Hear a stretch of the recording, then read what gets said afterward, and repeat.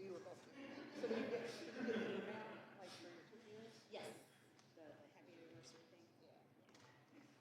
I got it. I was like, oh. I responded this morning because I totally forgot about it. Oh, McCumber, yeah. yeah. And I'm sure it's just something that's in their system. Are we gonna make it I don't know. We're gonna break our necks or something. Not put it on the machine.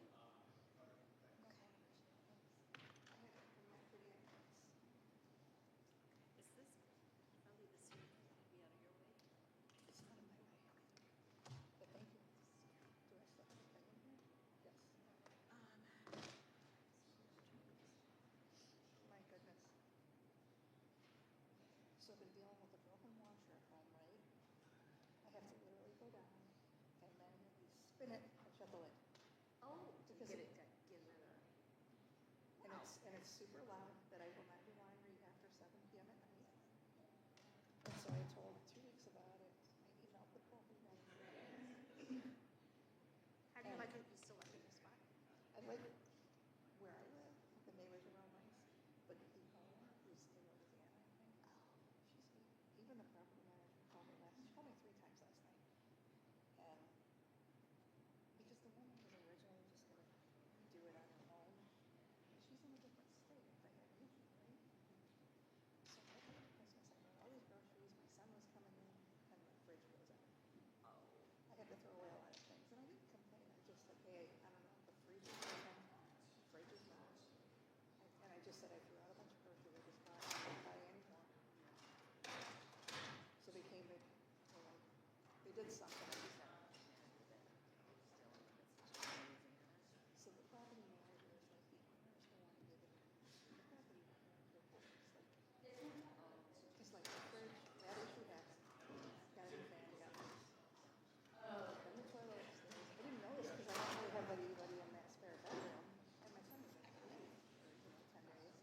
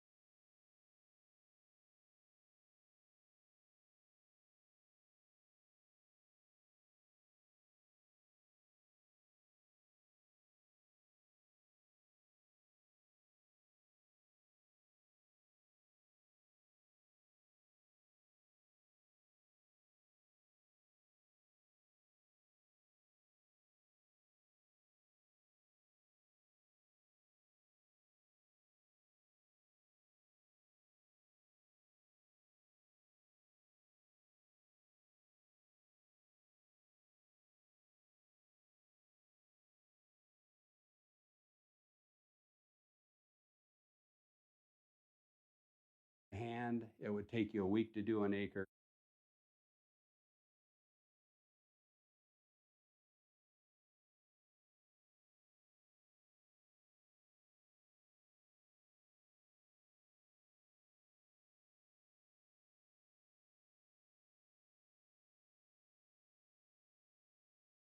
He's got problems. He's a lousy governor. So I said, Gavin, will you sign it?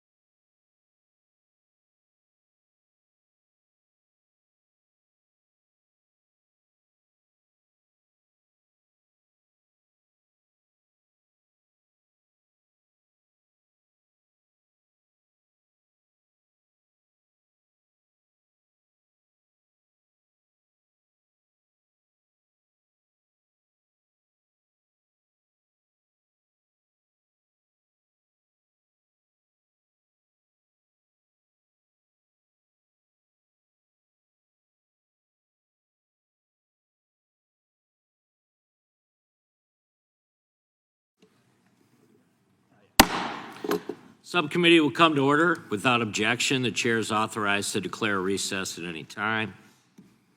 We welcome everyone to today's hearing on California fires and the consequences of overregulation.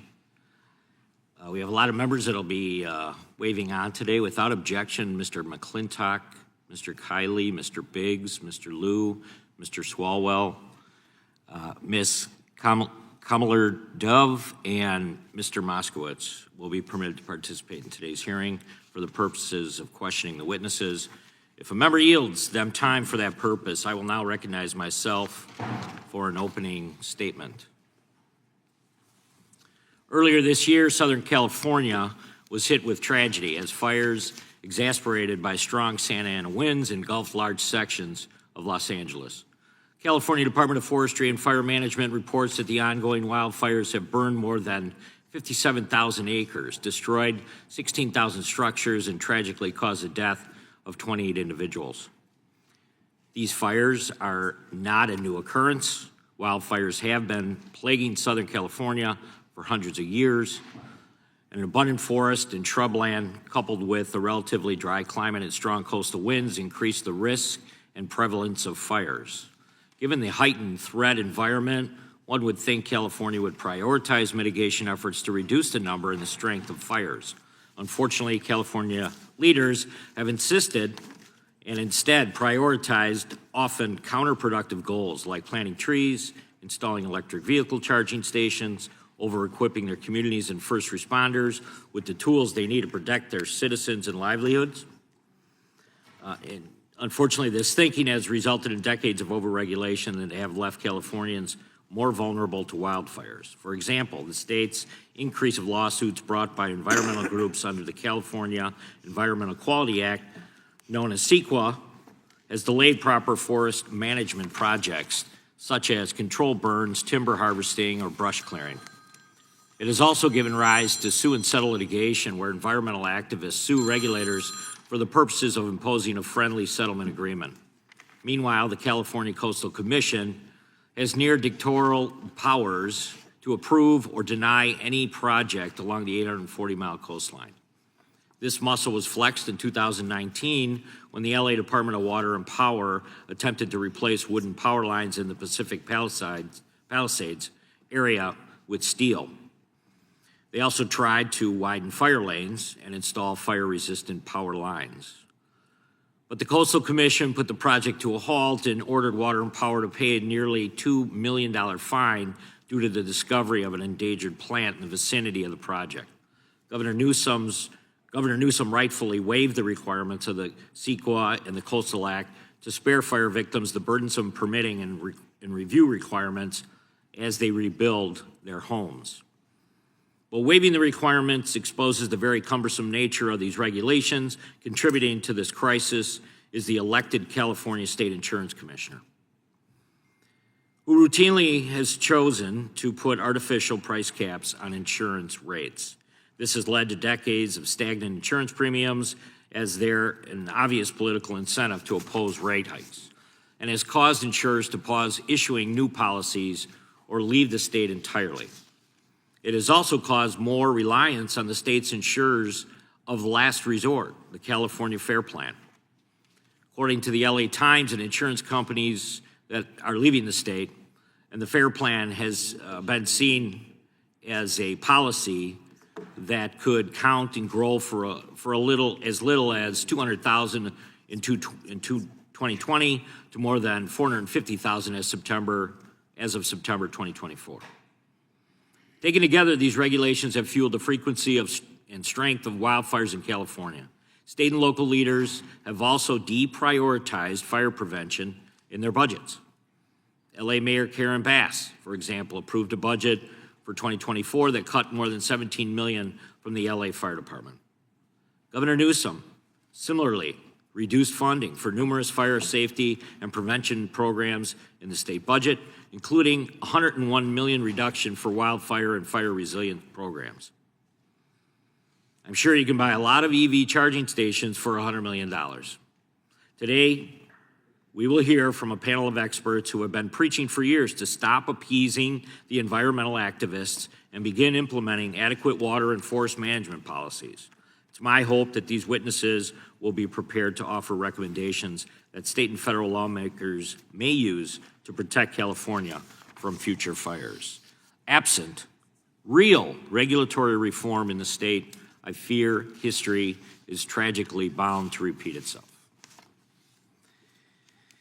I now recognize Ranking Member Mr. Nadler for his opening statement. Thank you, Mr. Chairman, and I want to congratulate you on becoming chair of the subcommittee. While I am sure that we will have many disagreements, beginning with today's hearing, I do look forward to working with you and to finding areas of common ground.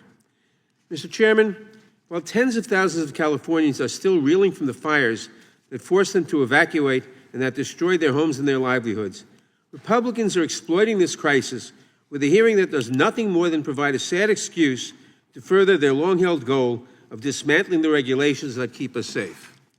Rather than face the undeniable facts of climate change and the need for urgent, unfettered federal assistance to help Californians rebuild their lives, Republicans want to change the subject. But we should begin by remembering the tens of thousands of people whose lives have been upended by this disaster. If you look back in the history of California, for me, this is comparable to the 1906 earthquake in California. And the level of catastrophe and disaster here is high. And there's one reason that we're seeing a fire this ferocious. It's the weather, and the number one piece in the weather is the wind. Anthony Maroney is chief of the LA County Fire Department, one of the officials overseeing the firefight.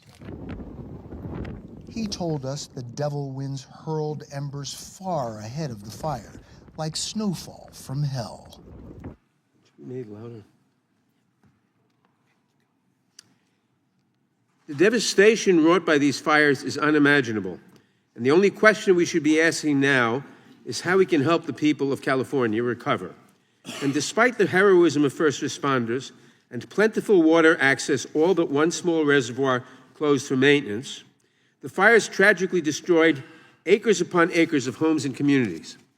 Instead of responding to this tragedy with open hearts, Republicans, led by President Trump and his unelected co-president Elon Musk, have resorted to a flurry of baseless accusations and scurrilous misinformation seeking to blame California's Democratic elected officials.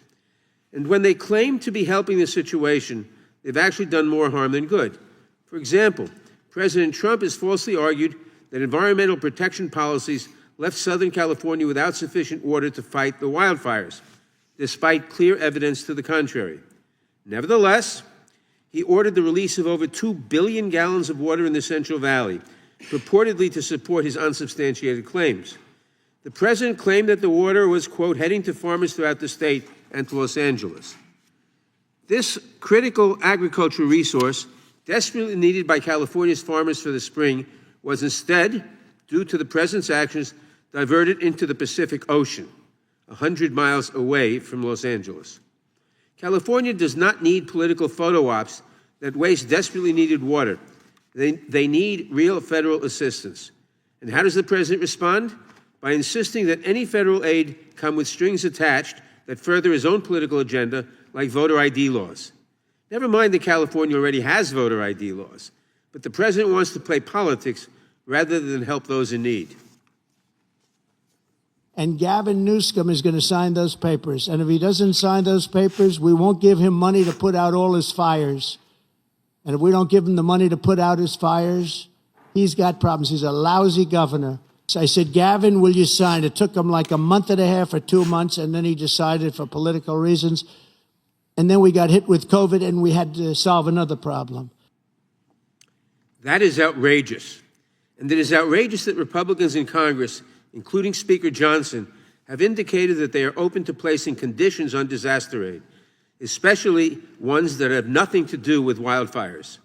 Not only is that wrong for California, but it is simply wrong to treat the citizens of any state as pawns in a political game. Natural disasters tragically affect millions of Americans across the country each year. As FEMA's website explains, its purpose is, quote, to help people before, during, and after disasters, unquote. To help people, all people. It is not there to help just the Republicans or just the Democrats or to promote partisan objectives. It has always been and should always remain strictly neutral in its work. Members should be careful before they consider attaching political strings to the federal funds needed to recover from natural disasters. If it can happen to California, it can happen to your state too. In 2024 alone, the states my colleagues across the aisle represent collectively had 122 extreme weather events that necessitated FEMA assistance. 122 extreme weather events made worse and made more frequent by the realities of climate change that the majority still will not acknowledge. Imagine if then President Biden had conditioned necessary FEMA disaster recovery funds on strings that bear no relation to the disasters their constituents are still recovering from. They would have been outraged, justifiably. But today, they remain silent. And today, instead of letting California recover from the blazes that were contained only 5 days ago, and to take stock of how to rebuild, the majority is leveraging the pain and suffering of Americans to push a message of deregulation over all else. Instead of supporting our fellow Americans as they pick up the pieces, instead of ensuring that our neighbors have the resources they need to recover from this disaster, instead of working to slow the devastating effects of climate change that affect us all, Republicans will return to their tired old playbook and blame everything on overregulation. Today we are fortunate to be joined by Frank Freevault, a retired fire chief with actual experience on the ground fighting fires and saving lives. I'm looking forward to hearing from a true expert on how we can best help California in its hour of need. I yield back. Gentleman yields back. I now recognize Chairman of the full committee, Mr. Jordan, for his opening statement. Thank you, Mr. Chairman. The ranking member started off his comments by saying that Republicans wanted to dismantle the regulations that keep us safe. That keep us safe? 28 Californians lost their lives. 20,000 structures were destroyed. 40,000 acres where these fires took place. And California is the most heavily regulated state in the country. We're trying to figure out how we can stop this. It's not about dismantling regulations. If regulations were going to solve the problem, they'd have been solved. Everything would have been solved in California because you got regulations more than any other place. So I appreciate the chairman bringing experts in here to tell us what's really going on. Appreciate this hearing. And to be clear, the clip that was shown by Ranking Member Nadler of President Trump was before the fires. It was clear back in September, for goodness sake.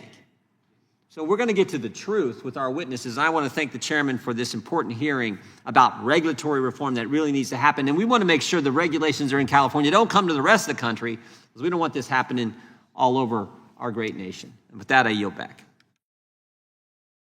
Gentleman yields back. Without objection, all other opening statements will be included in the record. We will now introduce today's witnesses, and I recognize the gentleman from California, Mr. Kiley, for that purpose. Thank you, Mr. Chair. We are fortunate to have with us today witnesses who know as well as anyone what has gone so wrong in my state, what has gone so wrong in the Golden State. They will share with us the titanic policy blunders and staggering failures of political leadership that have caused such harm to California and for which our citizens have paid such a high price.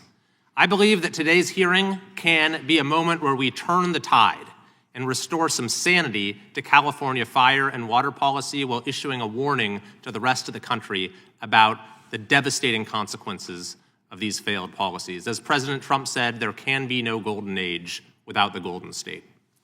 Our first witness is Steve Hilton. Now, most probably know Mr. Hilton as a British and American commentator for, among other outlets, Fox News. But he actually, back in 2010 to 2012, was the director of strategy for British Prime Minister David Cameron. And he has now brought his unique mix of brilliant strategy, passion, and a common sense approach to policy to found a nonprofit organization called Golden Together, which focuses on fixing the problems that are causing a mass exodus of people from the state of California. That mass exodus, by the way, is measurable. For 5 straight years, California has ranked #1 in the country in outbound U-Haul rentals. The greatest state in the country, most beautiful state in the country, has become the most popular state to leave. Mr. Hilton's testimony will cover the failures in leadership that have led to the lack of preparation for the fires in Los Angeles. Our second witness is someone who many of us in California know very well and whose insights we have been relying on for a long time. Mr. Stephen Greenhut is Resident Senior Fellow and Western Region Director for State Affairs at R Street Institute. He was a columnist for the San Diego Union Tribune who focused on California policy and state government. He authored the book, Winning the Water Wars: California Can Meet Its Water Needs by Promoting Abundance Rather Than Managing Scarcity. His testimony will identify many areas in which policy promises in California that were made with no follow-through from California leaders. As a California resident, he can speak to the personal impact many of these policy decisions have had on him and his family. And finally, Mr. Edward Ring, who is perhaps as knowledgeable about water and fire policy in California as just about anyone. Dr. Ring is the Director of Water and Energy Policy for the California Policy Center. He has a deep tactical knowledge of the poor decision-making of environmentalist California policymakers.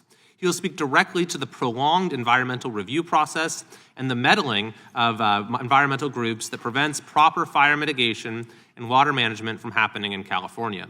And lest anyone think that the purpose of this hearing is simply to identify problems rather than present solutions, I'd encourage you to check out Dr. Ring's written testimony in which he has literally dozens and dozens of concrete policy changes that California could make right now to improve the situation. Thank you, Mr. Chair, for convening this important hearing, and I yield back. Gentleman yields back. I now recognize the ranking member, Mr. Nadler, to introduce the Democrat witness. Thank you. Before I introduce our witness, I must take strong exception to what Mr. Kiley said when he said California was the most beautiful state in the Union. Obviously, New York is the most beautiful state in the Union. Chief Frevo has served since 1979 with special district, city, county, state, and federal fire agencies in roles from firefighter to fire chief. He holds an MS from Oklahoma State University in Fire and Emergency Management Administration and currently serves as the director of the Wildland Urban Interface Fire Institute at Cal Poly San Luis Obispo. Frank is an SME for the Gordon and Betty Moore Foundation Wildfire Advisory Council and previously served as a senior policy advisor to the Western Fire Chiefs Association with an emphasis on the development of resilient wildland urban interface communities. His work is grounded in aligning key stakeholders around a core set of parcel and community-level mitigations that will disrupt the fire pathways which lead to conflagration. He is pursuing the actuarial evaluation of risk mitigations for both the public and private sectors because we share the same desired outcome, minimizing property loss to the peril of wildfire. I yield back. The gentleman yields back. We want to welcome the witnesses and certainly thank you for appearing today. We will begin by swearing you in. Would you please rise and raise your right hand? Do you swear or affirm under penalty of perjury that the testimony you are about to give is true and correct to the best of your knowledge, information, and belief, so help you God? Let the record reflect that the witnesses have answered in the affirmative. Thank you, and you can be seated. Please know that your written testimony will be entered into the record in its entirety. Accordingly, we ask that you summarize your testimony in 5 minutes today. Mr. Greenhut, you may begin. Chairman Fitzgerald, Ranking Member Nadler, and members of the subcommittee. My name's Stephen Greenhut. I'm Western Region Director for the R Street Institute, a free market think tank, and have written extensively about California issues for newspapers and books for the past 27 years. I love the state and want to see it prosper. One of the common themes in my writing has been the state's commitment to expanding bureaucracy and regulation without much regard for whether the new programs accomplish their stated goals. But the Los Angeles wildfires have exposed festering regulatory hurdles that have exacerbated the crisis. Many are years in the making, maddeningly complex, and not given to quick solutions. It's a confluence of bad policy involving brush clearance, water, insurance, firefighting, housing, and climate change. California has created a tangled web of regulation that renders this once innovative state incapable of accomplishing anything efficiently, even environmental protection. Consider California's extensive climate change agenda. Instead of building a resilient system that handles whatever Mother Nature throws our way, our state constantly uses it as an excuse for inaction on nuts and bolts issues. By the way, uncontrolled wildfires undermine whatever progress we're making in reducing carbon dioxide emissions. University of Chicago research found that the 2020 wildfires emitted close to double the state's emissions reductions achieved over 16 years. The governor has agreed that we need to step up brush clearance, but very little happens. The California Environmental Quality Act, CEQA, and other laws require environmental impact reports for clearance projects and 2 to 3 approvals for controlled burns. They can take years. The state could, for instance, consider using more funds from the Greenhouse Gas Reduction Fund to pay for this, rather than prioritizing a high-speed rail system that's unlikely to do much about the climate. It's always an issue of priorities. The wildfires have also highlighted California's counterproductive insurance regulations. I've been writing for years about the coming insurance catastrophe. It can take many months, close to a year, for insurers to wade through the process of hearings, rate reviews, and opposition to such hikes by consumer attorney interveners who earn large fees for their efforts. The problem goes back to Proposition 103, the 1988 ballot initiative that instituted the prior approval system for rate increases and rolled back rates. It created a price control system.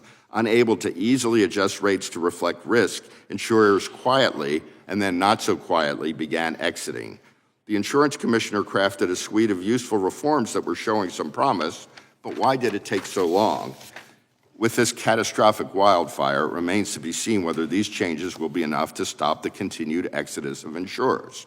Many homeowners in the LA area didn't have coverage or were relying on the state-created insurer of last resort, the FAIR Plan, and there's much talk of that bare-bones system facing possible insolvency. Rather than addressing the insurance emergency, the governor and lawmakers found time for a performative special legislative session about so-called oil industry price gouging. Again, it's about priorities. Water policy is a tangential issue related to wildfires, but California has built little new water infrastructure since the 70s, when the population was roughly half what it is today. The state passed a major water bond a decade ago, but we've seen little progress on building traditional infrastructure projects. The California Coastal Commission in 2022 even rejected a privately funded desalination plan in Huntington Beach over concerns about plankton. More water would not have stopped the wildfires, but additional water resources would bolster firefighting efforts and mitigate some of the effects of drought seasons. Instead of building the basic water infrastructure prioritized under the Pat Brown administration, recent administrations have focused almost solely on conservation and rationing. Yet approximately 50% of California's water flows to the Pacific, 40% is used for agriculture, and 10% is for urban uses. Limiting swimming pools and car washing is no solution. We've seen criticisms about an inadequate number of firefighters. Thanks to union power, we see abundance of LA firefighters earning total compensation packages above $500,000 a year, with one captain earning more than $900,000 a year. If pay reflected market rates, California state government and municipalities could afford to hire more of them. Finally, I want to touch on California's cumbersome building regulations, which are a notable hurdle in the rebuilding process. Thankfully, the governor issued an executive order suspending CEQA and the Coastal Act, but why has it taken disaster? State officials have relaxed some rules for arenas and high-density housing, but not in a far-reaching matter. Little by little, California has built up a massive administrative state. I'm hoping the heartbreaking nature of the wildfires will finally cause state officials to rethink this failed approach. Thank you for your time.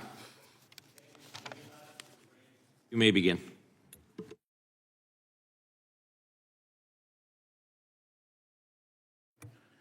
Chairman Jordan, Ranking Member Nadler, Chairman Fitzgerald, Ranking Member Raskin, and members of the subcommittee, thank you for the invitation to appear today to testify regarding California fires and the consequences of over-regulation.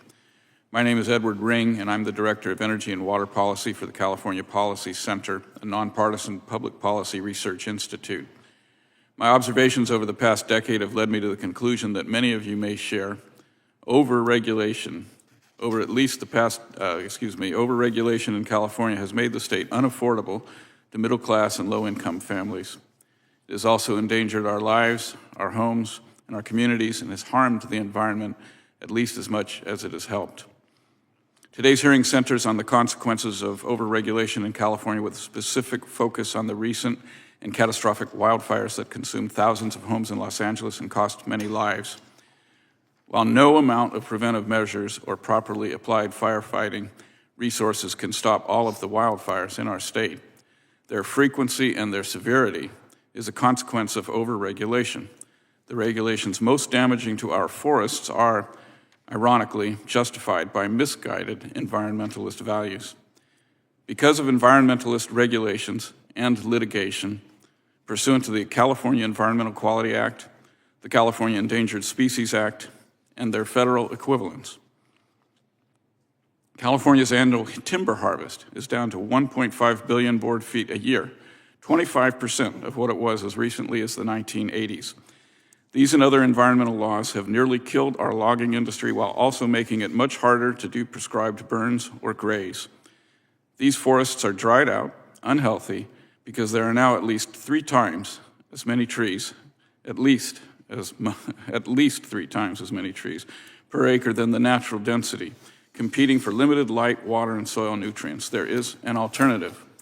For example, in 2020, the Creek Fire burned 380,000 acres in the Central Sierra Mountains, but 20,000 acres in the middle of that fire, the watershed around Shaver Lake, didn't burn at all. That's because for several decades, the owners practiced what they call total ecosystem management. They used prescribed burns, mechanical thinning, grazing, and selective logging to manage their forest.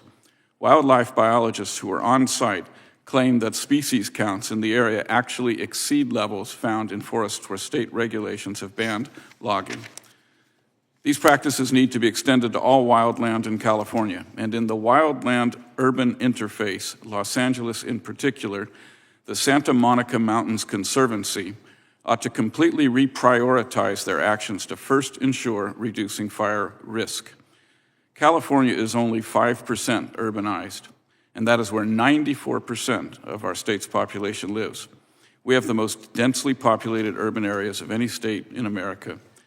The point here is that our state has plenty of open space and wilderness. Going to extreme lengths to return ecosystems to an untouched natural state is not appropriate along the perimeter of a city with 10 million people. And in any case, our government at all levels has not outperformed private landowners in preserving habitat. California state government has enacted regulations and enabled litigation that rewards special interests while costing taxpayers literally hundreds of billions of dollars. Environmental regulations make housing unaffordable, leaving subsidized developers to inadequately fulfill a mission that the private sector can do. We pay higher utility rates to subsidize renewables. We have carbon sequestration, carbon offset trading, carbon accounting. We have environmental litigation as a business model. Entire new industries created by political decree, producing nothing of value. This disaster in Los Angeles is a clarifying moment. The leaders running California today can allow a deregulated private sector to create millions of good jobs delivering abundant energy, water, lumber, and housing, including rebuilding the lost homes in Los Angeles at a price normal people can afford. Or we can ration our water and energy and land, expecting the government to subsidize millions of households that can no longer afford the essentials. We can manage our environment and expand our suburbs, redefining what constitutes a reasonable environmental impact. Or we can retreat into high-density urban cores and pretend the entire earth should be turned back over to nature. I am including in my written testimony a list of laws that should be repealed, regulations that should be scrapped, and strategies whereby California, hopefully with the help from the federal government, can save our state. Thank you. Thank you, Mr. Ring. Mr. Hilton, you may begin. Thank you very much. Thank you very much, Mr. Chairman, and all your colleagues for giving me the opportunity to be here today. My comments reflect both the policy work that I've done that Mr. Kiley mentioned at my organization Golden Together, specifically 2 reports which I'd like to draw your attention to, reducing California's carbon emissions through modern forest management, and secondly, water abundance. But my comments also reflect more recent conversations with firefighters in Los Angeles, retired firefighters across the state, and the victims of this disaster. And I have to say to the ranking member, those victims will be offended by the remarks we just heard, which were frankly outrageous and offensive, preposterously claiming that the regulations keep us safe. It is the regulations that put Californians in danger, as we have all been highlighting. It's described sometimes, this disaster, as a natural disaster. It is not a natural disaster. This was a man-made disaster, more precisely a Democrat-made disaster. That is not hyperbole. That is the only plausible explanation for the impact here. We are still waiting, of course, to understand the ignition, what precisely ignited these fires. But the impact, there's no question that it was the direct result of Democrat policy and Democrat appointments to the bureaucracies who implemented those policies. As we've been hearing, fire is a natural part of life in these areas that burned. That is not new. We have had fires for decades. We have had fire prevention for decades. But in the last 2 decades, that kind of sensible fire prevention was blocked by Democrat policy. We have heard a lot as we've watched these disasters unfold about containment. What does containment mean? It doesn't mean putting out the fires. It means clearing the perimeter, fuel management, fire prevention. That is what's actually happening. Bulldozers and firefighters with axes. There's a simple question. We can do that before these fire disasters, or we can do it after. The choice that Democrats have made is to force it to be done by our brave firefighters after the event instead of preventively beforehand. Let's be specific. There was an article in the New York Times about Philip and Claire Vogt, who designed and built one of the most fire-resistant homes in America on a peak in the Santa Monica Mountains. Quote, "For months, Philip had been volunteering to clear away the dead undergrowth on the parkland surrounding his property, but California officials told him he could be fined for meddling with a sensitive habitat." Who are these California officials? Number one, CARB, the California Air Resources Board. In 2000, they issued new smoke management regulations that effectively prohibited the kind of controlled burns that were the norm for decades before. As we were hearing, the California Coastal Commission prohibiting sensible fire prevention measures to save a Bronton's milkvetch shrub, which they claim is endangered. And worst of all, as we were hearing, the Santa Monica Mountains Conservancy, every single firefighter that I spoke to in Los Angeles said, what are these people doing, stopping us from taking the sensible steps to keep our communities safe? This is the direct result of overregulation. And I could go on. In 2020, State Senate bill in the California legislature, SB 182, would have mandated fire prevention and resilience, including evacuation routes, vegetation management, fire-safe construction. It was vetoed by Governor Newsom. Here is a quote from his veto letter. "It fails to account for the consequences that could increase sprawl." So yet again, you have sensible fire prevention blocked by overregulation because of ideology about the war on single-family homes that's being waged in California. On and on. Every single aspect of this disaster, the failures that led up to it, the failures of response, all of it the result of Democrat policy. Who else is there to blame? Who else has been in charge in Los Angeles and across the state of California in these years? So now we have some demands. We have demands from the people affected who never want to see this happen again. Number one, any support from Congress for what's happened must include a requirement for their sensible reforms, the common sense measures that we have outlined here and is in the policy reports that we put before you. Safeguards to make sure this money, the federal money, is spent properly, any money. Just as we saw with the 9/11 victim compensation, we need a special master appointed to make sure that money is not wasted. And finally, there is a bill on the desk of Governor Newsom right now for Trump-proofing California, even as he goes to the office and begs for help for his state. Surely a condition of any support must be for Governor Newsom to veto that bill. Mr. Hilton, thank you. Thank you so much. Mr. Freiwald, you may begin. Good morning, members of the committee. My name is Frank Freebolt. I'm the current director of the Wildland Urban Interface Fire Institute at Cal Poly San Luis Obispo. My opinions today are mine. They don't not necessarily represent the CSU system.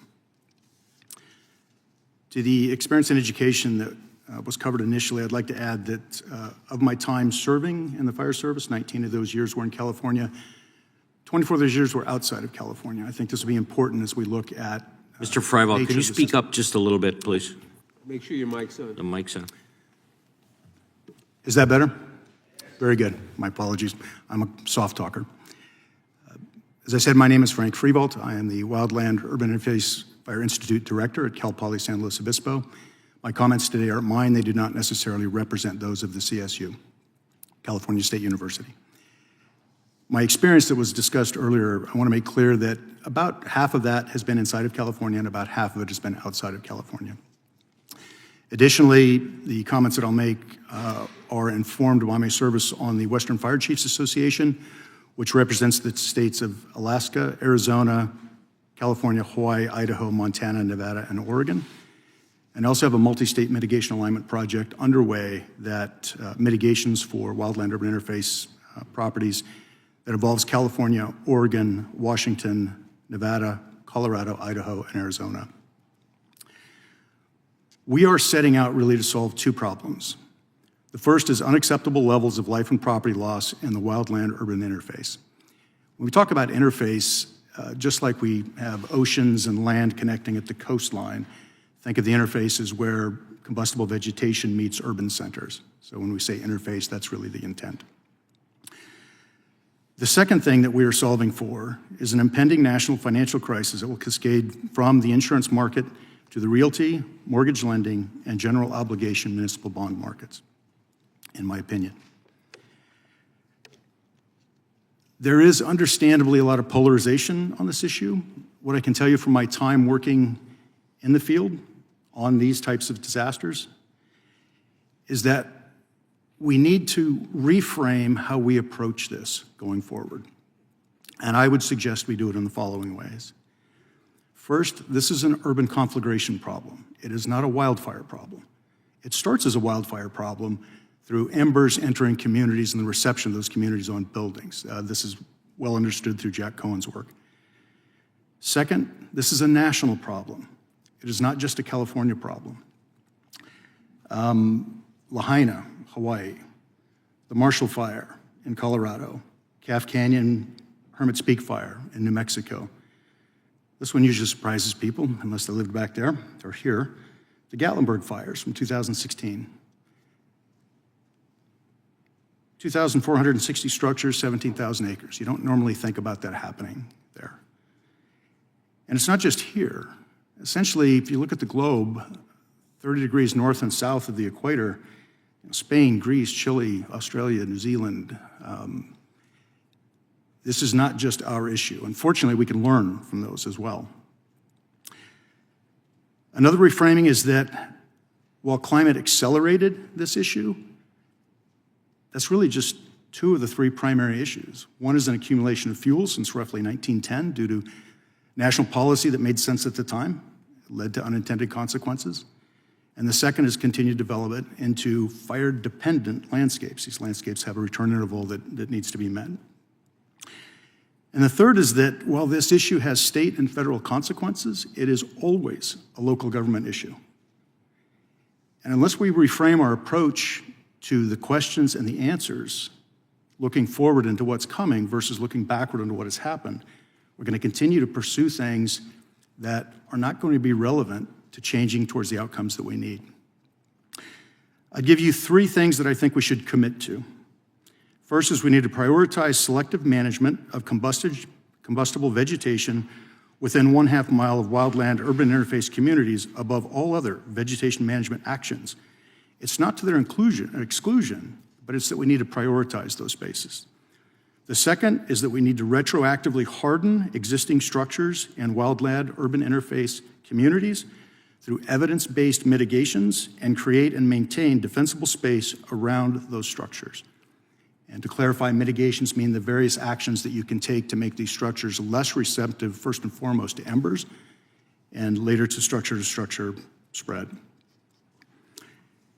And third, we need to require the evidence-based mitigations are included in the part of the actuarial pricing of risk and insurance rate setting.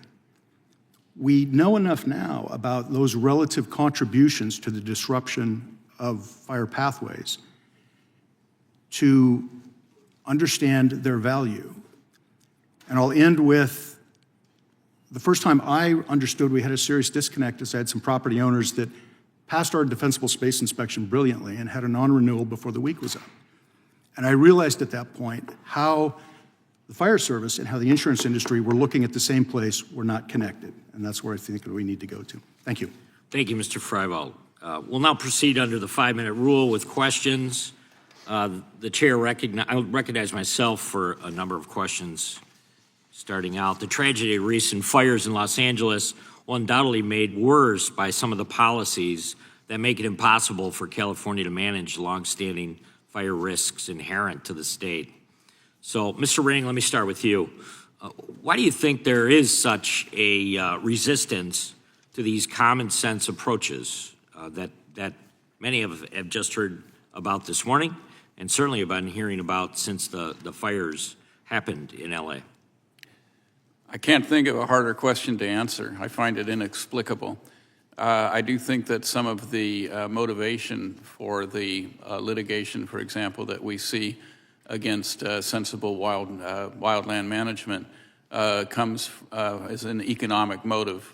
Again, the regulatory and legal environment, because of these laws, are such that it's very easy to file a lawsuit to try to break any project that's going to develop land or manage wildland. So I think a lot of it would have to do with that. I also think that there is a preoccupation with climate change that sort of diverts people from looking at, I think, what Steve referred to as the nuts and bolts. If you're truly concerned about climate change, you should be wanting to pursue sensible policies with more urgency, not less. So I think it's partly ideology, and I think it's partly some perverse incentives caused by the legal environment that we've created. So what could the federal government do? What kind of steps could we take to ensure that all states, including California, have less roadblocks to mitigate? An act of Congress could, for example, make losers pay in frivolous lawsuits that have to do with environmental issues. I think that would be a reform that would cut across every law or regulation that's being exploited currently, whereas if you, for example, reform the Endangered Species Act, which is also necessary, and reforming NEPA is also necessary, but if you also assign a responsibility to litigants that file frivolous lawsuits, you would take care of every regulation that's being exploited in that manner. Do you think there's anything that we're seeing and experiencing with the fires in California that would lead you to maybe scrutinize some of the statutes at the state level in other states that also experience forest fires, wildfires that California just experienced? That makes sense, that there is a state to look towards to maybe fine-tune what's going on in California? Well, I can say that in California it would probably be helpful to take away the waivers that permit California to enact all kinds of laws that go well in excess of federal regulations. As far as an example of a state that's managing their wildlands more responsibly, I can't answer that with specific knowledge, but I think that in the southeastern United States, a lot of forest management is done in a way that makes a lot more sense. Very good, thank you. Mr. Greenhut, let me ask you, many states require that state insurance commissioner has to approve a rate increase before it takes effect. The fast rate approvals are a crucial component of healthy state insurance markets. Many of us that served in state legislature worked in that area. So is there something that you're seeing that stands out when it comes to California that's lacking in this area, or some of the moves or changes that have been made as a result of trying to better position themselves and unfortunately failing when it comes to insurance rates? There are about 12 states with prior approval systems, and California is the strictest. You pointed out in your opening that, well, for one thing, it made the insurance commissioner an elected position. There aren't a lot of insurance commissioners, often are looking to higher office, who want to be the person who approved a major rate hike. And the problem is, this has been going on for years. We're not able to just adjust the rates and their process. There are things that could be done within the Prop 103 process. We could speed up the rate approval process, and California is notoriously slow for that. And it's supposed to, by the initiative, these rate reviews are supposed to take place within 60 to 180 days, and the average is somewhere like 293 days. And then, there's one example. We have these interveners who are consumer attorneys, and one of their consumer watchdog is one of them, and their predecessor group wrote the initiative, and they earn substantial fees, essentially opposing any sort of rate increase, and that just drags it out. There's one quick example. I think we'll have an opportunity to talk a little bit further on that issue. Sure. So I'm going to yield back, and I'm going to recognize the ranking member for 5 minutes. I thank the chairman. I first must respond to Mr. Hilton's inflammatory comments on my statement. Rules that prevent people's roofs from burning, rules that get rid of inflammatory material around homes, rules that mean that the house next door is less of a fire threat to your own. These are rules that save lives. Blanket deregulation would heighten fire risk, not lower it. We have heard claims from Republicans, including President Trump, that the water systems in California were strained because of overregulation. But with the exception of one small reservoir that was down for scheduled maintenance, the reservoirs were full when the fire started. According to some estimates, when the Palisades fire started, there were 3 million gallons of water stored locally. But the demand to fight the fires was 4 times greater than the system had ever encountered.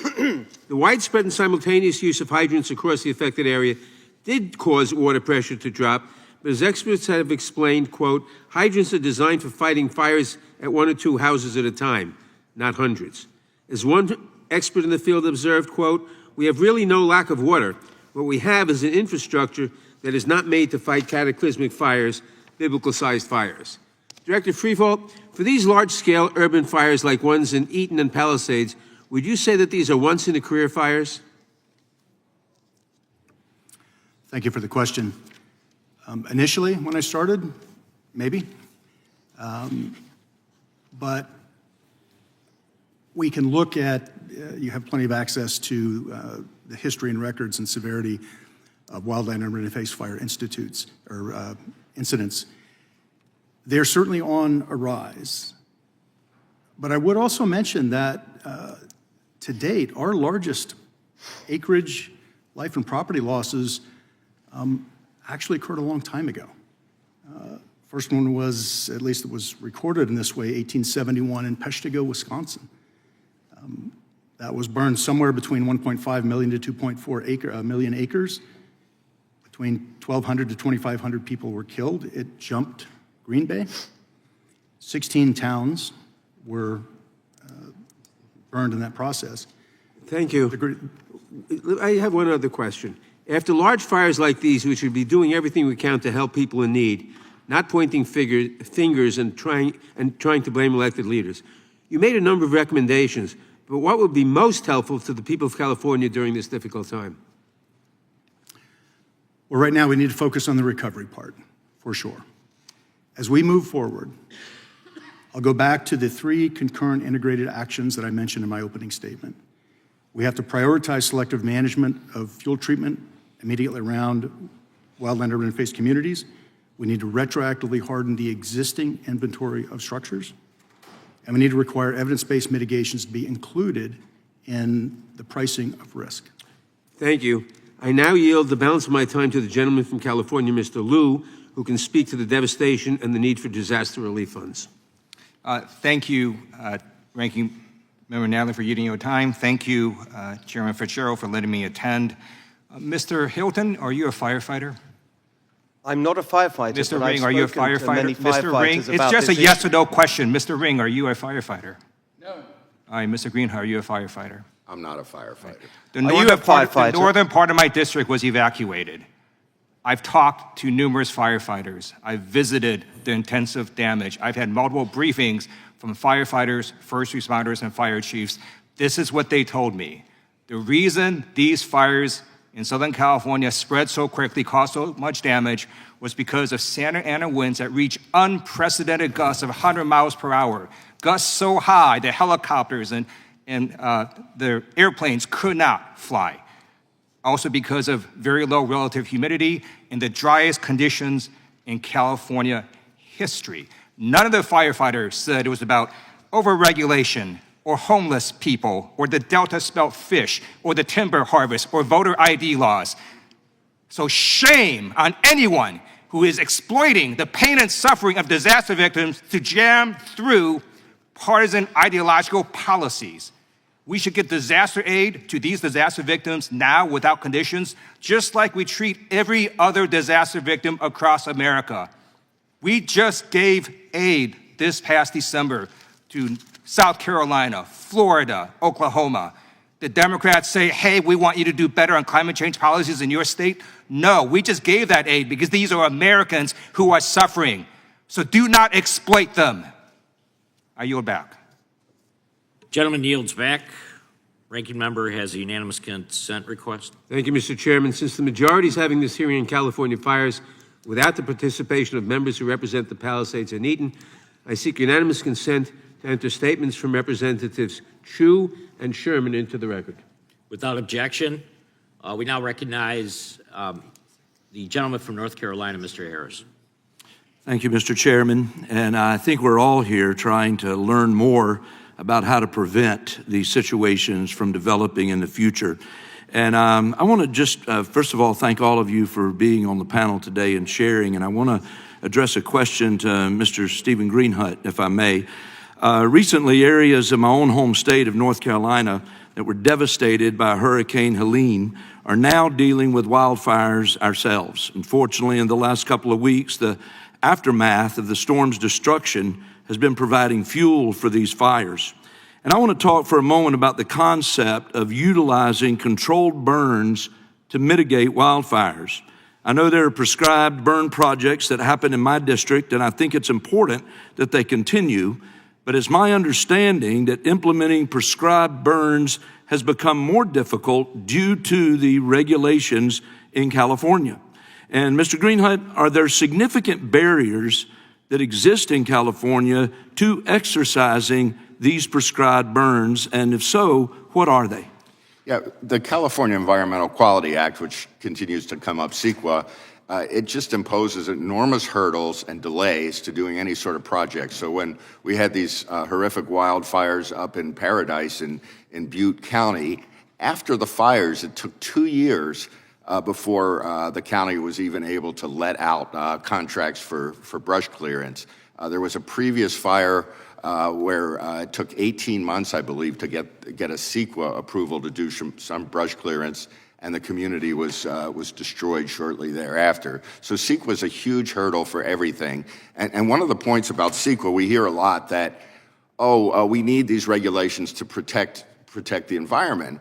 But the CEQA delays and lawsuit process doesn't help the environment. I was just looking up 49% of lawsuits, CEQA lawsuits, are public projects, and many of them are environmental projects, including parks, university housing, renewable energy.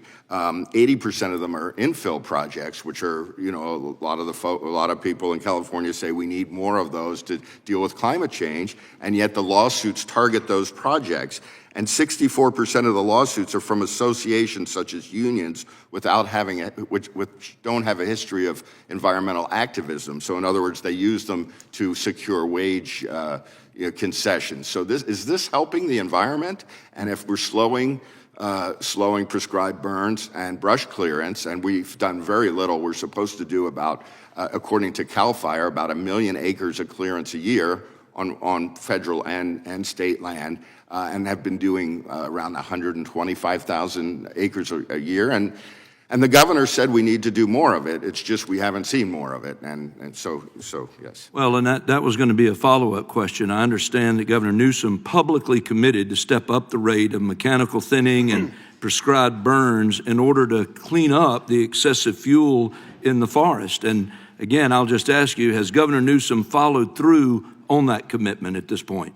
Well, I agree with what he's saying needs to be done. What I'm looking at is that we have all these bureaucratic hurdles. So I think even if a governor issues an executive order, everything still gets just gummed up in the works. And that's kind of what I want to address, is some of these long-term regulatory issues, not, the short-term partisan issues. Yeah. Well, let me ask you this, and I want you to use the balance of the time. If you were in charge of setting policy related to forest management and prescribed burns, what changes would you make? Well, I think the focus, since I'm not an expert in forest clearance, is dealing with CEQA. I mean, that is an impediment to everything. And our state, whenever there's a project our state needs to, some lawmaker wants to get through, such as the Kings Arena in Sacramento, what's the first thing they do? A CEQA exemption. State has offered CEQA exemptions on different high-density housing projects. I agree with that. It's just that we need to do it in a far-reaching manner so that all sorts of projects are spared the delays, the added costs, and often developers and public agencies don't even propose projects because they know it's going to lead to lawsuits and years of litigation and higher costs. Well, and again, let me just say in closing, I want to thank all of you on the panel for what you're sharing. I don't think anybody is here to exploit anything today. I think we're here because we want to get the takeaways that can help us prevent anything like this from happening again. Certainly, I feel that way for my own home state of North Carolina and others around the country. So thank you, gentlemen, for sharing. Gentleman yields back. Now recognize the gentleman from Maryland, the ranking member of the full committee, Mr. Raskin. Mr. Chairman, thank you very much, and I appreciate the remark of the gentleman from North Carolina that we should not be here to engage in political rhetoric and exploitation of these terrible events. States, counties, localities all over America are affected by weather calamities that are coming on with extraordinary velocity because of climate change. I want to yield to the distinguished gentleman from California, Mr. Liu, several minutes in order to pursue his line of questions. Thank you, Ranking Member Raskin. So the majority's witnesses, Mr. Hilton, Mr. Ring, and Mr. Greenhut, are not firefighters. But thank goodness we do have a firefighter on this panel today, Mr. Frevolt, who not only was a firefighter, he was a fire chief. And he, in his testimony, talks about that this is not a traditional wildfire. This is a wildland-urban conflagration. And I'm going to show you in a little bit a video of what was happening. But I just want to explain, when you solve for the wrong problem, not only do you not get the solution, you can cause harm. So Donald Trump has it in his mind that somehow there's a spigot in Northern California, he's going to open a valve and dump water to Southern California. Here are the facts. Southern California's reservoirs are at near record levels when this fire happened. Didn't matter, because Donald Trump then ordered the Army Corps of Engineers to release over 2 billion gallons of water that almost flooded farmland, if not for the local water districts that pushed back. But guess what? This water was saved for the farmers for the summer season when they needed the water. And so the president wasted all this water that isn't even reaching Southern California. It's going to evaporate for a PR stunt. So this was a harmful, ludicrous action to solve for the wrong problem. And so I want to show a video now of what was happening in the Eaton fire that wiped out Altadena. Just watch this 15-second video.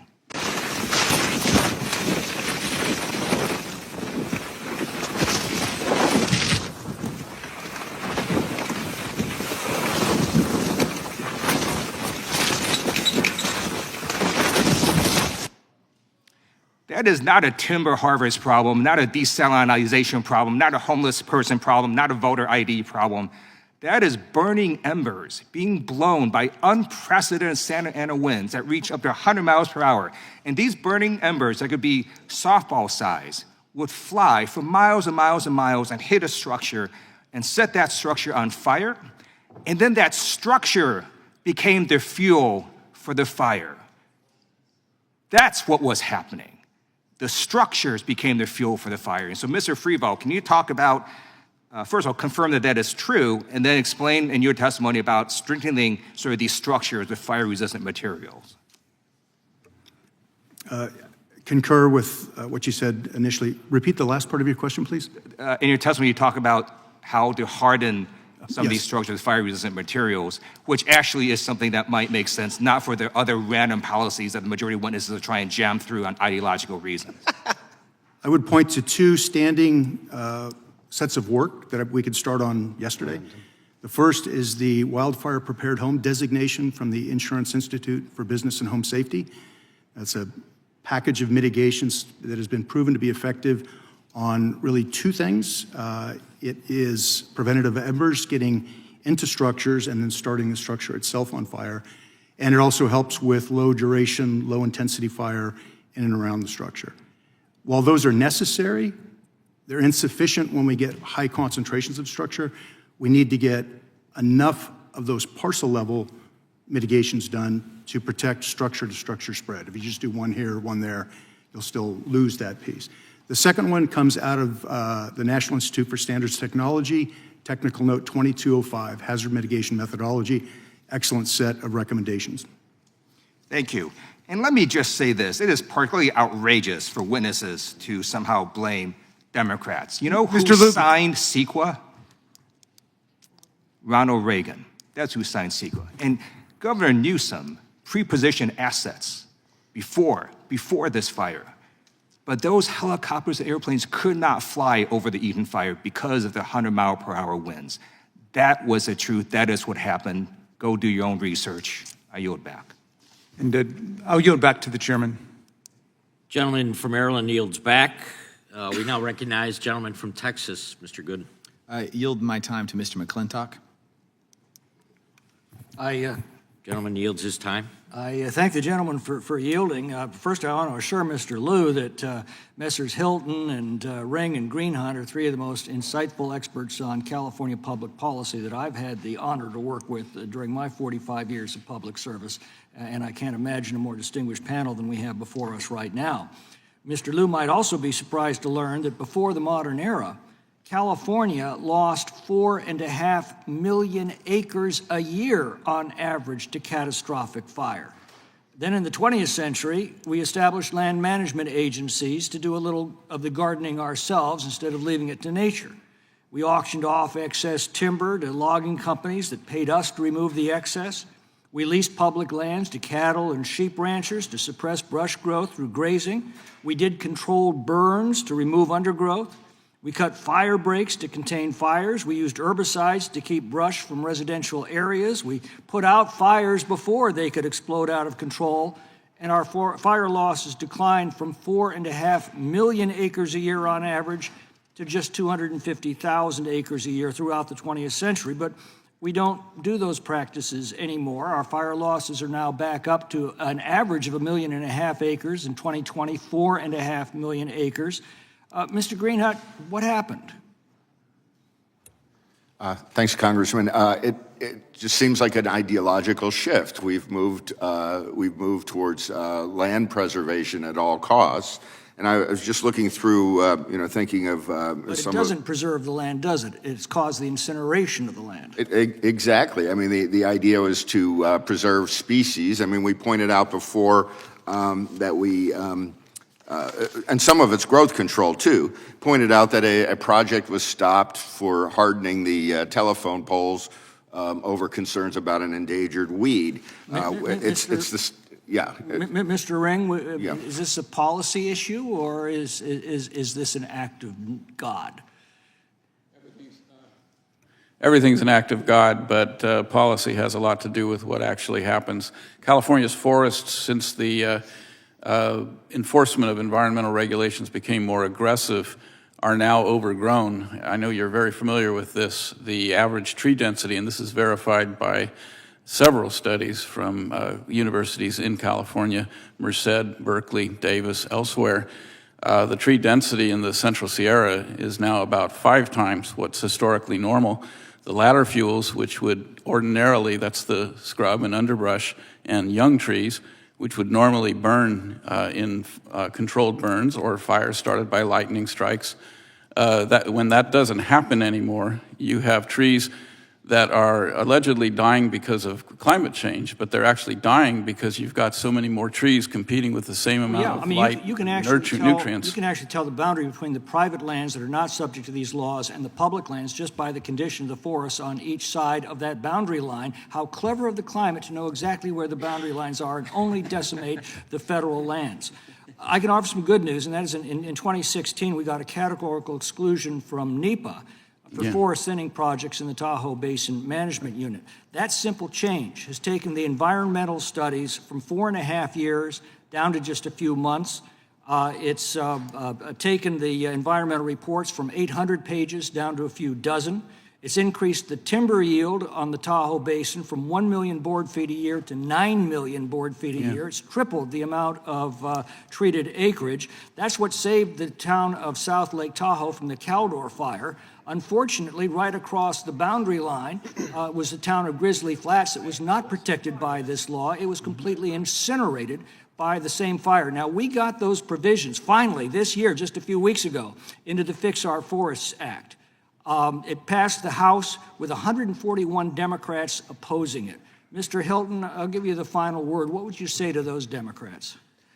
I think I'd first of all say to Mr. Liu, I think we'd take his righteous indignation a little bit more seriously if he wasn't in nearly every single case the first to jump on one of the terrible tragedies that we see too often in our country of mass shooting, to immediately call for the kinds of reforms that would stop it happening. These fires have nothing to do with mass shootings. Exactly. And that's what we're here to do, to stop people dying, to stop people losing their homes, to stop the terrible human and economic cost of these fires. That's what we are here arguing for, those kinds of changes that could be made and would stop the severity and impact of these kinds of fires. Gentlemen's time has expired. We'll now go to gentleman from California, Mr. Correa. Thank you, Mr. Chairman. I also want to thank and welcome our witnesses here today. Very important issue for California as well as the rest of the country. I'm a lifelong Californian. I know the Santa Ana winds. They're hot, dry, strong, unpredictable, and unforgiving. You just heard Mr. Liu talk about 100-mile-an-hour winds. This time, this area, it was the perfect storm. Hurricane-strength winds, along with prolonged droughts in Southern California, made just fighting these fires impossible, led to devastation, loss of property, and terribly, loss of life. But natural disasters are plaguing every state. Floods, hurricanes, fires, and insurance companies are leaving many states, not just California. In Texas, led the nation when it came to natural disasters. From 2004 to 2024, there were $179 billion plus natural disasters in Texas. North Carolina had 82. Virginia had 80. Wisconsin had 49. Wyoming had 31. Florida had 61. And California had 31. These disasters occur in every state, and their frequency is increasing. These disasters, these perfect storms, I would say, occur more and more. Last May in Texas, a storm with hurricane-force winds knocked out power to over 1 million homes and businesses. And in Florida and North Carolina, Hurricane Helene caused historic flooding and tremendous damage. Catastrophic wildfires have occurred across the nation, including the German Road fire in Wisconsin and the Great Smoky Mountains wildfire in Gatlinburg, Tennessee. And insurers are fleeing these states. In Florida and in Louisiana, many insurers have either left or gone bankrupt. And in Texas and North Carolina and many other states, you're seeing tremendous rate increases. In Texas, which experienced $16 billion weather-related events in 2023, 5 major insurers have ended or limited their coverage. Florida, Louisiana, and North Carolina all have reported non-renewal rates greater than that in California in 2023. And nationwide, non-renewal rates have jumped up 30% from 2018 to 2022. So what we're trying to say is, this is not a California crisis. This is a national crisis.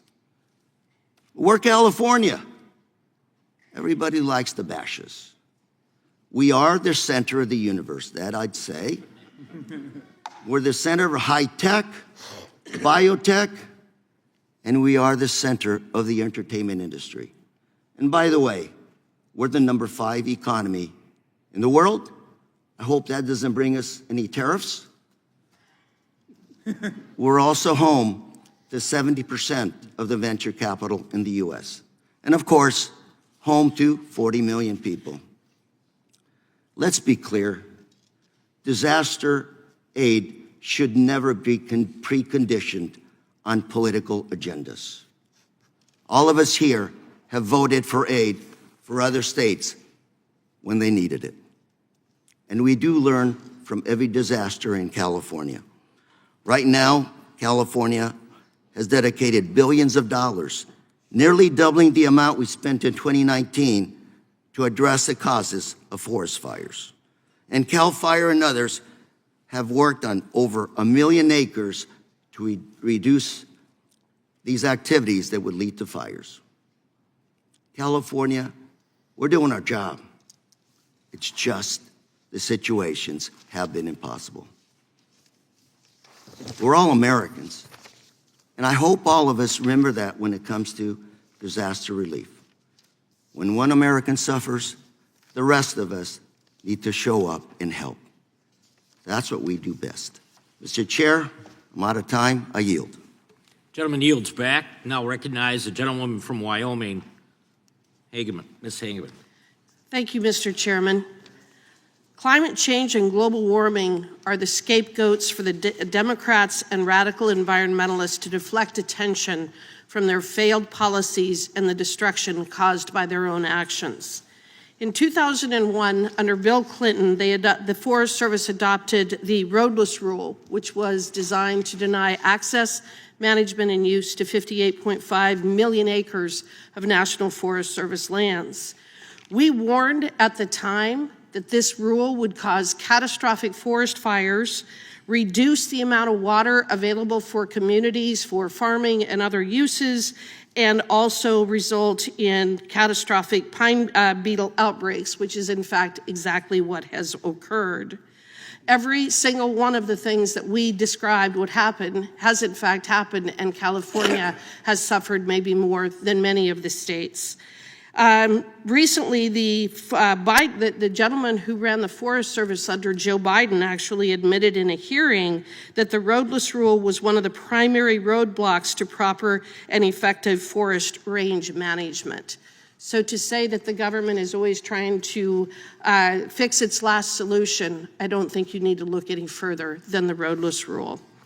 California has essentially the same water infrastructure in place today with 40 million people that it had in the 1960s with 16 million people. So when we talk about putting conditions on the kind of relief that is going to be necessary to help to rebuild California, it must include additional water infrastructure and fire mitigation methods to avoid having these kinds of catastrophes happen ever again. I have an article that I have just recently pulled up. It stated that Newsom vetoed a bill to enhance fire mitigation so he could grab the land for affordable housing. This was a bill that was introduced in 2020, SB 182. It was authored by then State Senator Hannah Beth Jackson, a Democrat from Santa Barbara, whose district had just suffered the Thomas Fire. This bill sought to increase local planning requirements and guidelines for permitting development in certain fire hazard severity zones. But what happened to that bill? It passed through both the Senate and the House. It was actually a very good bill. What happened? Mr. Newsom vetoed it. Why did he veto it? Because it did not comport with his idea of getting rid of single-family homes and pushing people into multifamily homes. And in his veto letter, he actually stated, wildfire resilience must become a more consistent part of land use and development decisions. However, whenever a politician uses the word however, you know they're going in the opposite direction, don't you? However, it must be done while meeting our housing needs. And for him, he wanted the money and the attention and the policy to focus on multifamily homes, not in protecting and hardening the resources available for the existing homes. So call me a bit skeptical when I hear the folks on the other side jump up and down and scream and yell about the fact that they've been doing everything necessary to try to harden and try to address these catastrophes when the exact opposite is in fact true. These catastrophes that we have seen over the last couple of months did not need to happen. This is not about climate change. This is not about global warming. This is about bad land use decisions, bad policies, and restrictions of being able to actually make the kinds of changes that must be made. Mr. Ring, while you were being questioned earlier, you mentioned the need for ESA reform and penalties for frivolous lawsuits, but I don't think that you had sufficient time to explain what you were referring to. Would you please explain what you were talking about?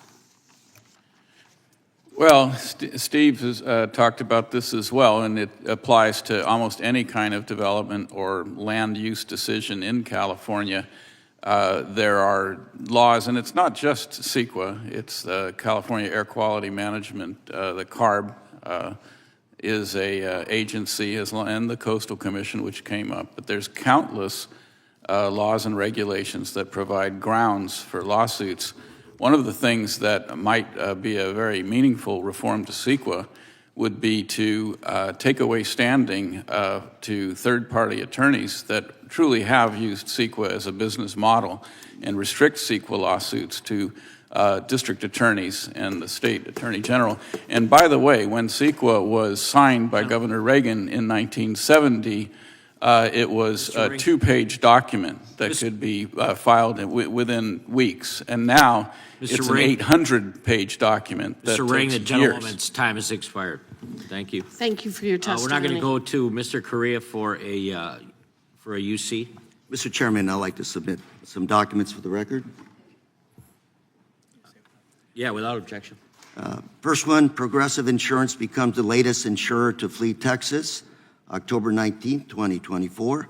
Second one, 15 states facing imminent insurance crisis, October 4th, 2024. Third one, insurance crisis that started in Florida and California is now spreading. Your state could be next, July 2nd, 2024. Fourth one, California isn't the only place where insurers are dropping homeowners, January 18th, 2025. Fifth one, letter from Congressman Costa to Secretary Hesgreth, dated February 1st, 2025, concerning unplanned water releases.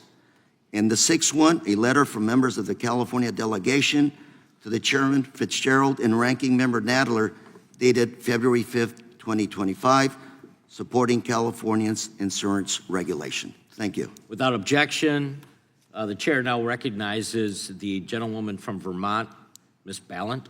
Thank you, Mr. Chair. The scale of this disaster is really almost impossible to comprehend. We've got 29 people who are dead. We've got 16,000 structures that were destroyed, so many Californians injured. And while these devastating fires were raging on, Republicans' first reaction was to blame the wildfires on, quote, DEI. So I'd like every witness to answer this simple question, yes or no, starting with Mr. Green Greenhut, do you believe that people in Los Angeles died because the fire chief is a lesbian? Yes or no? Do you believe? No. Okay. Mr. Ring, do you believe people in Los Angeles died because the fire chief is a lesbian? No. Great.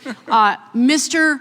I don't know because your name is now upside down. Mr. Hilton, do you believe that people in Los Angeles died because the fire chief is a lesbian? No. Mr. Freeble, do you believe that the people of Los Angeles died because the fire chief is a lesbian? No. Great. So, glad we established that. But I want to remind everyone that while fires raged through Main Street and Palisades, Elon Musk said that DEI means people die, in reference to the Los Angeles Fire Department's response. And my House colleagues seem to agree. This here is a tweet from Representative Marjorie Taylor Greene posted on her official social media. It says, how's your DEI mayor of Los Angeles working out for you? So it's become crystal clear that the phrase DEI is used in place of much more offensive terms to talk about people of color, to talk about women, queer people in this country. It's sickening, and they're literally saying this while people were dying. So obviously, this has nothing to do with the families who lost everything. It does not do anything for the communities that were destroyed. It's an absolutely wrong way to deal when you have a natural disaster. And I know, because the last 2 summers in Vermont, we've had catastrophic flooding. What people need in this moment is leadership. Americans need us to get the resources that they need out to them immediately. America does not need a president that is hell-bent on dismantling our federal emergency management system or conditioning aid to California to profit off of a community's devastation. All this talk of DEI is a complete and utter distraction from the fact that we need a plan, an actual plan to help the people of California who lost everything. At this point, I'm going to yield back the balance of my time to the gentle lady from California, Ms. Kamala Gradov. Thank you, Congresswoman, for yielding me your time. And thank you, Mr. Chair, for allowing me to be here. You know, I love California, and I don't like people shading my state. But sometimes funding disparities in a national election out of the 5th largest economy in the world, California, can roil a person's feelings about our state as a whole. But these frail emotions should not debilitate a leader's execution of their job serving all of the American people. California fires and the consequences of over-regulation is a gross title misnomer. Mr. Freevault, I have a few yes or no questions for you. Would you agree that the Eaton fire happened in Altadena, an unincorporated portion of Los Angeles County? Yes or no? Yes. Okay. Is it safe to say that LA County has more relaxed zoning ordinances and building regulations than the city of Los Angeles? I do not have enough knowledge to give you a yes or no answer. The answer is yes.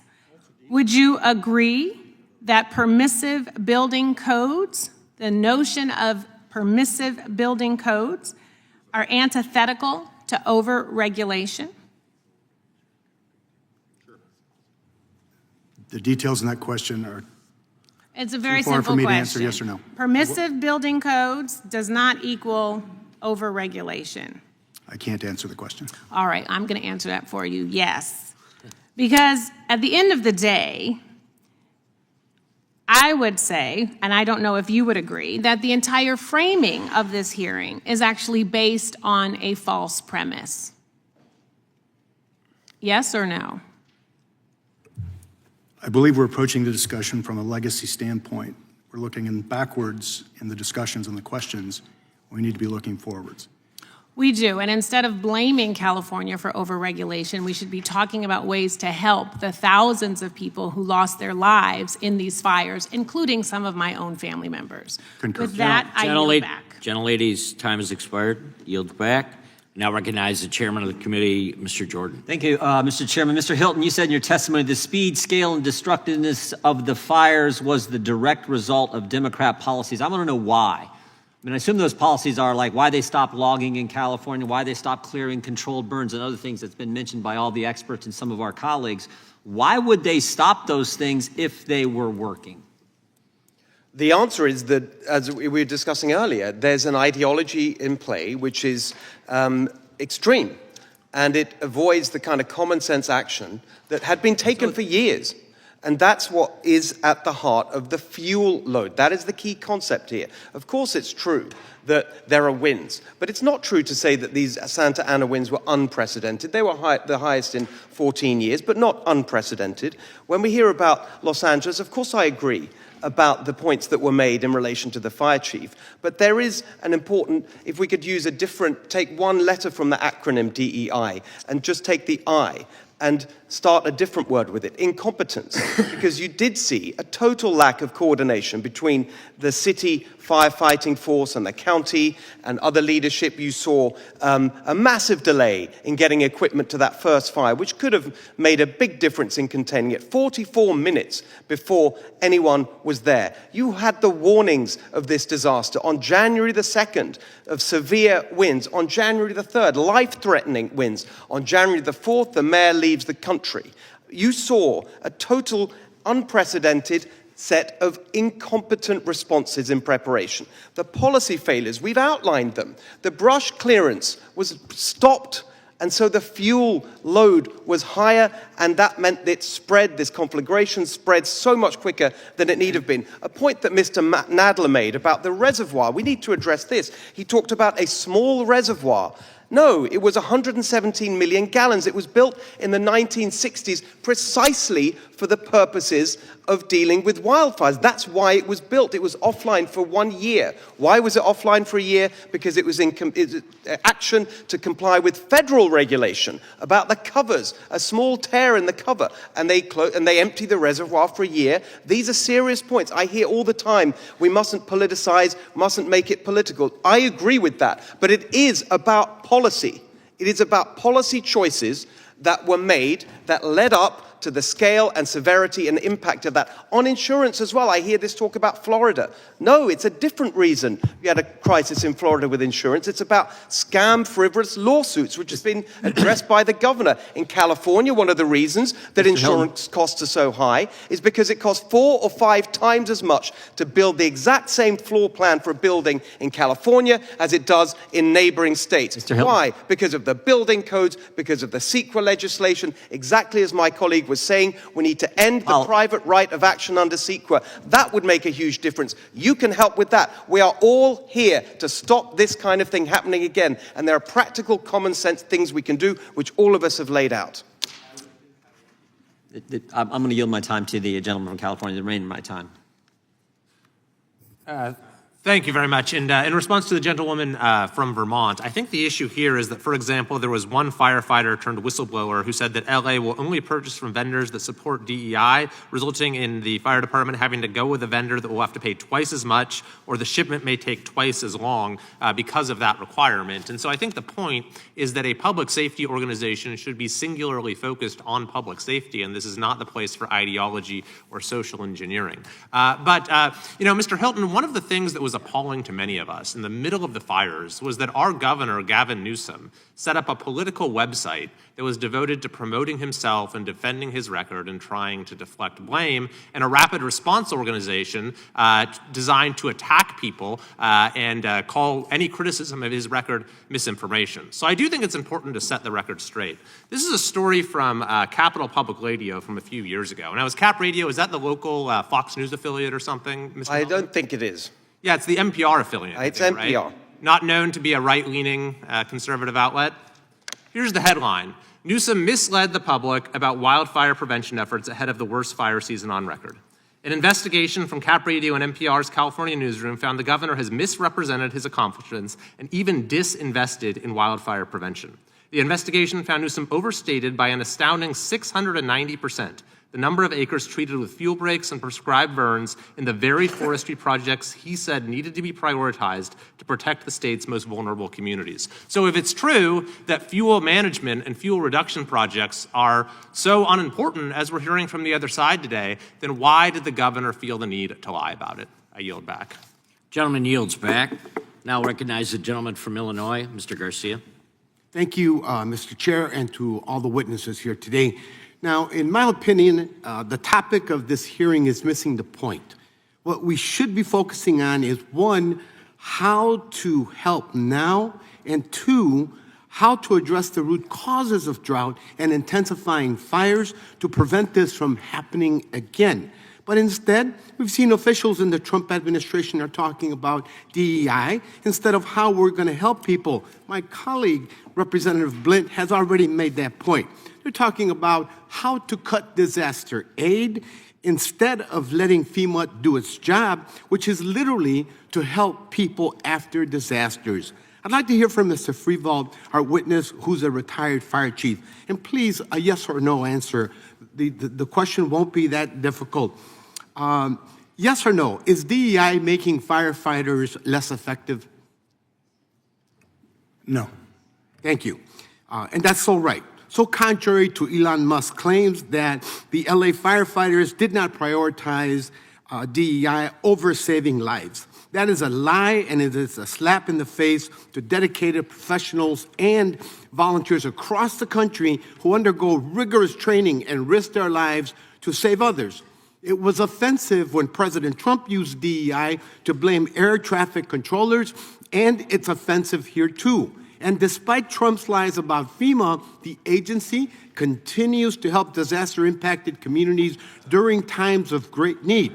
So again, I'd like to ask a question to Mr. Freevold. Mr. Freevold, yes or no? Is climate change worsening disasters? From the fire perspective, the one element of climate change I can speak to is vapor pressure deficit. Is that a yes? That part is making it more severe, yes. Thank you, sir. So as climate change worsens, disasters across the country, and as FEMA disaster declarations rise, districts across the country, represented members across the political spectrum, are at risk. In fact, in 2 Illinois counties from my district that it runs through, Cook County and DuPage County, we've had no fewer than 5 disasters declared since 2019. 2 of those disasters, both flooding related, hit my district real hard, and many of my constituents were able to receive FEMA's assistance for repairs and losses. Without further ado, Mr. Chair, I would like to yield my time to my friend from California, Mr. Swalwell. Thank you, Mr. Garcia. I've toured the Altadena area. I visited the Palisades. I've had disasters in my own district, fire and flood. And every person in those disasters and experiences told me the same thing. They just want the government to help them. They just want the government to help them. That's what a woman told me when she stood on a pile of ashes in the Palisades and brought gloves and a large garbage bag and searched for any memento for her child and walked away with a tin bowl that her daughter uses in her make-believe kitchen. She's not worried about the red team or the blue team. She's not worried about did DEI cause this or not. She just wants the government to help them. My colleagues, including Mr. Issa, we walked Altadena last week together. We heard the fire chief say these were 80-mile-per-hour winds. He said it would have taken every fire engine in California to stop the devastation that occurred in California. So I just asked my colleagues, let's work together on this. Let's be in the solutions business. Don't use DEI as an alibi. Because when the president blames DEI on an air disaster and blames DEI on a fire disaster, what that tells me is DEI to you stands for didn't even investigate. That's what it means to fire victims in California as well. So we're in the solutions business here. And Chief Freevold, I'd like for you to just tell us, as we move forward, as we look at code and zoning, what can we do to better protect against unseasonable winds in this new era that we're in?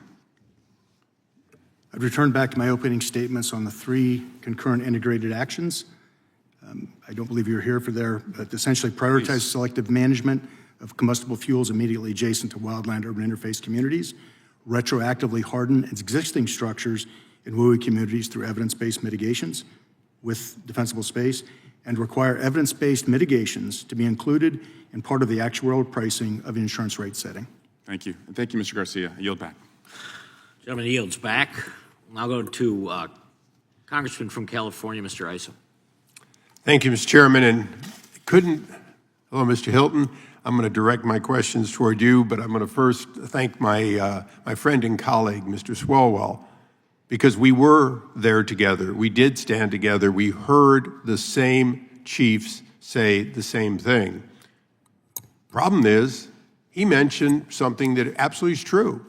Those people, the firefighters and the residents of Altadena, could not have stopped that fire. It was not going to happen with 80-mile-an-hour sustained winds. Whether there was unlimited water or not, it would have gone sideways. It wouldn't have gone down if they dropped it. We heard that together.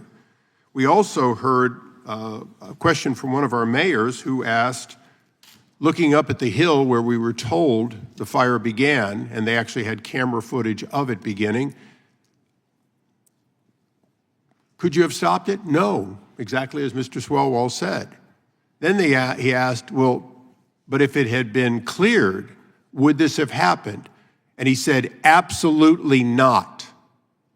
So we have two truisms. One is no amount of water, no amount of fire equipment in the state in any way, shape, or form could have stopped a sustained 80-mile-an-hour wind with an unlimited amount of fuel that had built up over 30 years, never having been cleared under California law. Follow-up questions, Mr. Hilton. Mayor of Vista asked the question, well, why wasn't it cleared? And he said, we can't get the authority. He said on the other side of the mountain, on more federal lands, some of it has been, but we have not been able to get a controlled burn on that in 30 years. And I'm going to ask you just one more follow-up, give you one more follow-up question, and then I'll explain it to you. Amazingly, we asked, is this fire, could it happen again? He said, oh, after what happened there, it couldn't happen again for a decade because it's been cleared. Yes. So, Mr. Hilton, is that what you're trying to achieve? Is that what you're bringing to us? Is the common sense question of why didn't we clear it and when are we going to clear similar hillsides so that people not suffer again? Exactly. It is the best and most simple, common sense, preventative measure we can take. Here it is. This is the California Air Resources Board, 2000, their new smoke management guidelines, which prevented the clearance. Those hills haven't been cleared for 25 years. How's the smoke now? I mean, it's just so counterproductive. I'm not saying it's ill-intentioned, but the consequences have been deadly and devastating. As I mentioned earlier, the Santa Monica Mountain Conservancy, stopping people, saying you're going to be fined if you take responsible action to clear the brush. As I said earlier, it's our firefighters who end up having to clear the brush after the event. That's what they're doing when they say we're containing the fire. They're using bulldozers and axes to stop the perimeter from spreading. Why don't we do it before? And then we can prevent this loss of life. I agree with Mr. Swalwell. We need solutions. I totally agree. That's why my organization, Golden Together, we published a document, Rescue, Reform, Rebuild, with specific recommendations for how we can stop it happening again, even on the question of firefighting. We can learn from other countries who do this better, using technology to spot fires much more early so they can be extinguished earlier, so they don't spread and turn into these kinds of And if I can call on my colleague, Mr. Swalwell, again, last month I introduced H.R. 71, and oddly enough, what you see behind me is the amount of pages of green tape-wrapped bureaucracy we would eliminate if H.R. 731 passes. Yes, that's 5 feet of single line printing that we would eliminate. That's what we're trying to do, and I would hope that my colleague would look at the bill, join me in cutting through some of that red tape. I want to leave with one thing. We have a lot to do together. Hopefully this hearing is going to cause people to realize that we can't blame just the water reservoir. We can't blame not enough firemen, or we certainly can't blame the homeowners. We have to blame the fact that we created an event that was going to happen sooner or later. It happened to happen there. But Mr. Hilton, what you brought to us today, and all of you, is the reality that this will happen again the next time there's a spark and a sustained wind in California and fuel that has not been taken away for more than 30 years. So I'm hoping that we learn from this. I'm hoping that my colleagues and I can work together on the points that we can agree on. And I want to thank the witnesses for bringing up the fact that this was preventable. The problem was your government. Thank you. To yield back. Gentleman yields back. Now recognize the gentlewoman from California, Ms. Lofgren. Thank you, Mr. Chairman. I was also able to visit the scene of the fire last week with my colleague, Mr. Ison Swalwell. It was just tragic. I mean, really, the devastation is hard to comprehend. And the people, thousands and thousands of people who lost everything, it's really tragic. We need to work together to make sure that we do our very best to prevent something like that from ever happening again. But I do think it's important that we have the facts in front of us. For example, under the state's leadership, the number of CAL FIRE personnel nearly doubled from 2019 to the present. The state has now invested $2 billion in managing and reducing the fuel load in forests. And in fact, the prescribed fire activity has more than doubled from 2021 to 2023. So I'd like to ask unanimous consent to put a fact sheet into the record, Mr. Chairman. Without objection. I understand that the R Street has connections to there have been representatives from insurance companies, nothing illegal or wrong about that. But what's being proposed is really, in the insurance area, something that is, I don't think, workable. I mean, Florida tried it and didn't work. The premiums are 2.5 times as high in Florida as they are in California. And, but there is a problem with insurance in California and across the United States that we don't have an answer to. And I would ask unanimous consent to put that information in the record, Mr. Chairman. Without objection. I would just like to know, looking at the mountains in back of the fire, in Altadena, you talk about forest. That wasn't a forest. It was a chaparral. It was scrub. And one of the things that happens in California is we go from, the rivers to the drought. In 2023, Los Angeles County got 200% of average rainfall. I mean, it just soaked the place. And the vegetation took off. The next year, 2024, was the second driest year in history in LA County. So all that vegetation that got, spurred by the rain dried to a tinder. It was a tinderbox. One of the things that the fire chief told us when we visited last week is they want to do prescribed burns when it's wet. It's just about to rain because they don't want, in New Mexico, they had a conflagration because a prescribed burn took off. It hasn't done that kind of rain in LA except for this week from last April. I mean, there was no rain at all. They couldn't do a prescribed burn in those hillsides. They're too steep to do, to put bulldozers in. That's impossible. So I'm just wondering, Mr. Prevost, I mean, as a fire chief, what do you do in a situation like that? I mean, I grew up with the mission that only you can prevent forest fires, right? Smokey the Bear told us that, and we didn't realize when we did that we were building up this fuel load that needed to, I mean, it's a tinderbox. It needs to be removed, but it's going to take a while to sort through the accumulation of that fire. What do you do in a situation like in Altadena where you have that chaparral, it's dry as a tinder, and it's not wet, you can't burn it? What do you do, Mr. Prevost? This is why I keep coming back to we need to rethink the problem. This is not a wildfire problem. When we have embers that will travel miles, fire breaks won't accomplish what you're looking for. We will have fires and ignitions in the conditions we have now long before any of the policy discussions we're going to have, the current ones we're having, are going to have an effect. We must as fast as possible, deal with the ignitability of the structures in these fire-dependent landscapes. If this is really about dropping losses of property and life in those settings, if that's what we're setting out to do, with laser focus, we have to mitigate those structures and do it at a density that will keep the structures from becoming the fuel type.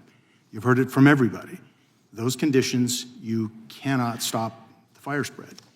Those conditions are going to get worse. They're not going to plateau. So this discussion about fire breaks and, and the idea of treating acres, millions of acres, we need to get there. But to your point, they're called prescribed fires for a reason. There's a prescription, which means there are parameters that you do them in. If you don't do them in the right way, you do have things like the Peshtigo fire or the Hermit's Peak fire. So we absolutely need to harden the structures first. Gentlewoman's time has expired. Now recognize the gentleman from Washington, Mr. Baumgartner. Well, thank you, Mr. Chair, and to the members of the committee and to our distinguished panelists here. I was able to visit the fires last week, saw that immense destruction. Also have some personal background here. My father was 40 years a professor of forestry. My uncle was a smoke jumper. My other uncle laid out more timber sales than anyone in Oregon history. And I worked 2 summers on fire science research teams. And frankly, we have way too much fuel load in our western forests, given 100 years of fire suppression. I'd like to get to the solutions. So I'm going to show a short video from some folks in Northeast Washington that can go in and do the kind of forest management that we need to reduce these fuel loads. This is from Vaughan Timber. What they do is they can take very small diameter trees and still get some value out of them and clean up the forest. So this is what the solution would look like if we could play the video. Hello there. My name is Dwayne Vaughan with Vaughan Brothers Lumber in Colville, Washington. We are surrounded by the Colville National Forest here. We've been working on it for over 50 years. We're doing a lot of fuels reduction and thinning.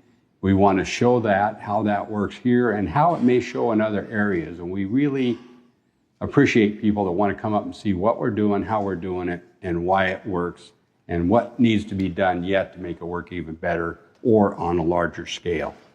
We've got projects that are big up here called A to Z. We could handle more than double that, so we could thin more acres. Technology is the key here. If you had to do it by hand, it would take you a week to do an acre. With these machines, they can do 20 acres a day, which is economy of scale. And you got to have that critical mass because we have so many acres that need to be treated, even here, but on all forest in the West. So this fuels reduction work is very important to our forest, but all the forest. Unfortunately, quite the tragedy happened down in California with the LA fires. It's not necessarily forest like here, but it has fuels reductions that are needed, some forest treatments that are needed. We're showing you what we think will work in many, many places. So I will show and explain what this is all about. So we take a thick forest, we thin it out, we try to remove 50% of all fuels, if not more.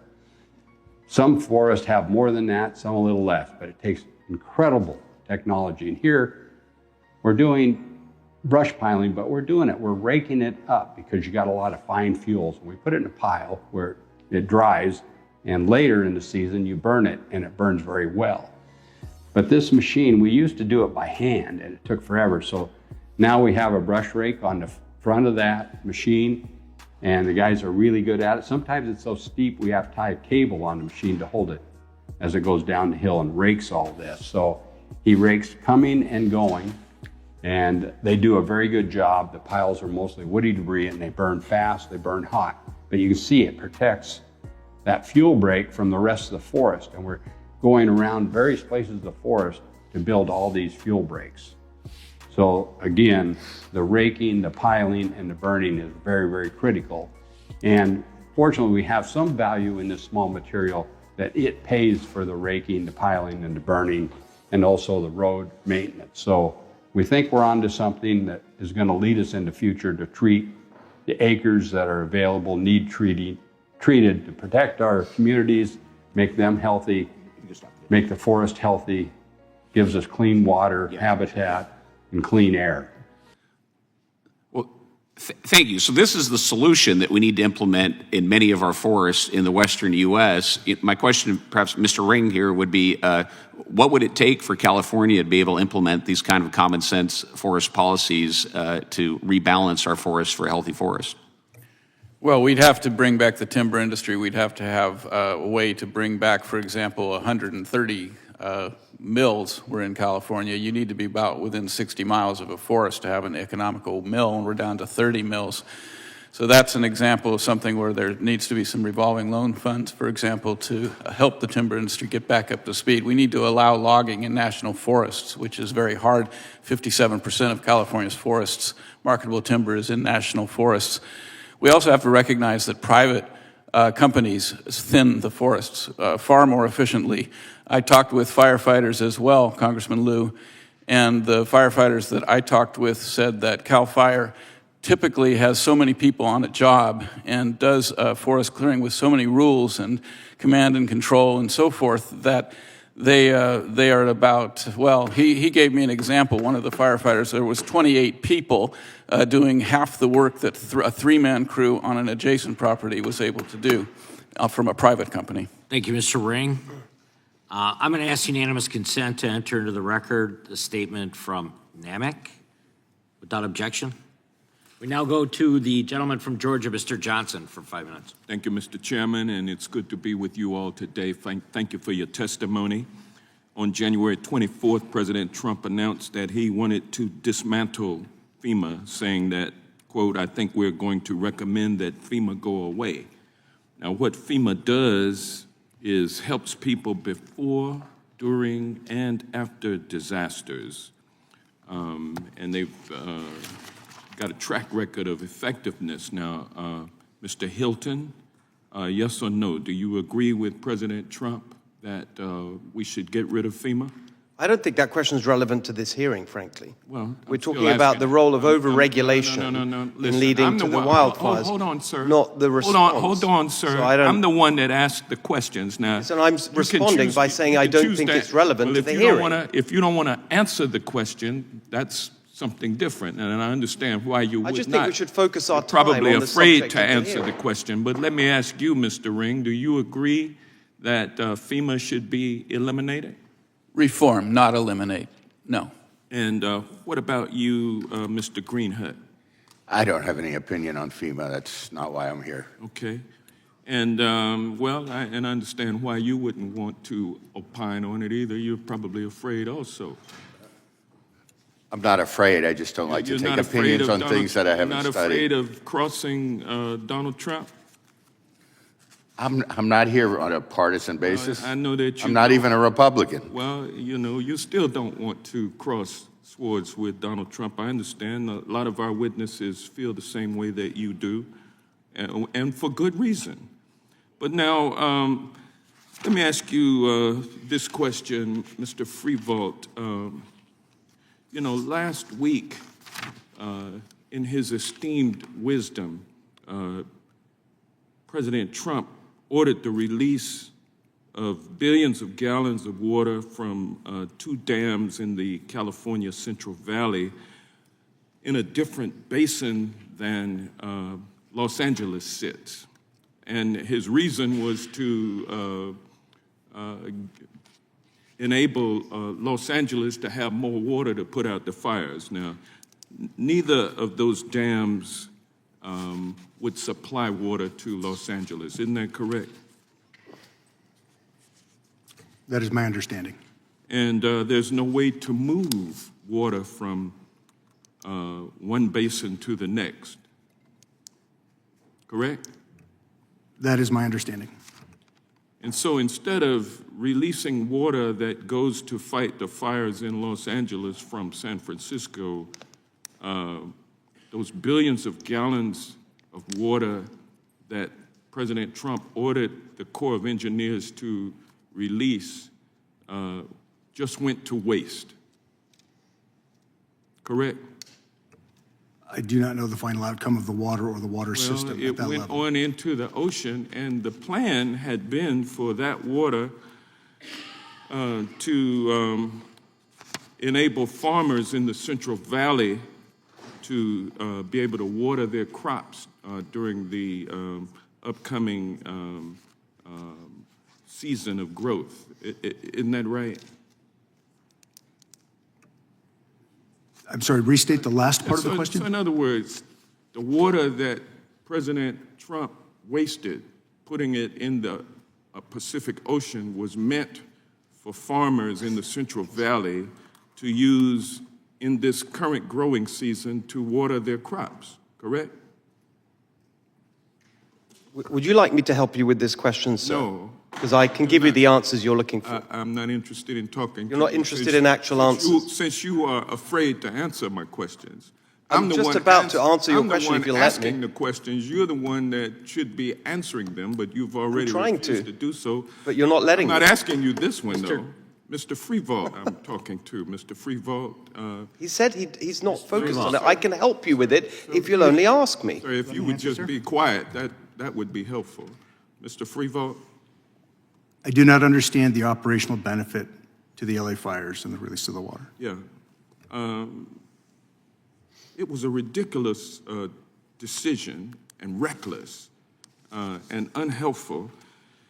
Mr. Freefault, you have 40 years of experience in the fire service. The other witnesses said that California's air quality regulations stopped the controlled burns that would have prevented the fires. But given Southern California's chaparral-dominated ecosystems, those kinds of controlled burns... Gentleman's time has expired. ...would have actually put them at greater risk of uncontrolled fires. Isn't that correct? Gentleman, time has expired. So the chair is not going to afford me the same leeway that it has afforded other members of the panel to go over their time? Witness can answer the question. Thank you, sir. I believe the question was, did the air quality management rules impede the ability to do prescribed fire? Is that the question? Yeah, would those controlled burns have actually put the community at greater risk of uncontrolled fires? Prescribed fires conducted outside of prescription can cause greater risk. Prescribed fires done within prescription can be a tremendous benefit. All right, gentleman's time has expired. Recognize the gentleman from Virginia, Mr. Klein. Thank you. I want to ask Mr. Greenhut, California's home insurance market is being held hostage by insurance commissioners and a judicial system that punishes insurers for attempting to price insurance based on risk. For example, in 2014, State Farm requested a rate increase of 6.9%, which was opposed by the insurance commissioner and an advocacy group. Initially, State Farm was told that instead of a rate increase, they were to retrospectively reduce rates by 7% and rebate their customers $100 million in excess premiums. After years of litigation, the courts ruled that State Farm didn't have to pay back the excessive premiums, but they were ordered to pay $2.2 million to the consumer group for their legal fees. And my understanding is this is allowing outside interveners, as it were, to challenge proposed insurance rate increases and being paid expenses for doing so. Is it reasonable to expect insurance companies to operate in an environment that required them to pay off their challengers even when they win in court? Well, imagine this started in 2016 and it was resolved, a year or two ago. And so the whole system, and it was designed by the consumer organization, and they get paid, intervener fees for supposedly standing up for consumers. So that whole process took several years, and they imagine going, if you have a business and you propose a rate increase, and then the government says, no, you have to decrease rates by X amount, and then you get launched into this long court battle. And even after you win the court battle, which State Farm did, and it was a pretty strong verdict in their favor, they still had to pay these interveners around a couple $1 million. And now, under Prop 103, there are things that the state could do without going back to the initiative process to look more closely at how these interveners are paid and make sure that they contribute substantially to the process.